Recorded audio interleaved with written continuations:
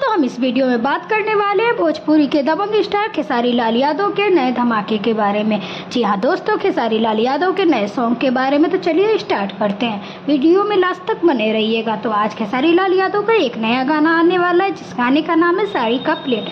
गाने को रिलीज किया जाएगा सुबह 11 बजे आरजे म्यूजिक के यूट्यूब चैनल से।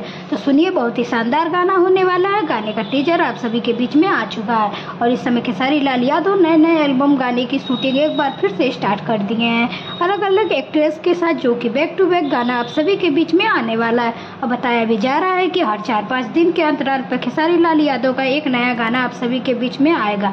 और खबर यह भी आ रही है कि यादव जी का झंडा 2 भी आप सभी के बीच में बहुत जल्द आने वाला है। जी हाँ दोस्तों, यादव जी का झंडा 2 यह गाना आप सभी के बीच में बहुत जल्द आने वाला है। तो किन किन लोगों को इस गाने का है इंतजार, कमेंट बॉक्स में जरूर बताएं। और अगर आप ये खेसारी लाल यादव के फैन तो इस वीडियो को लाइक करें और साथ ही साथ चैनल को जरूर सब्सक्राइब करें। Thank you.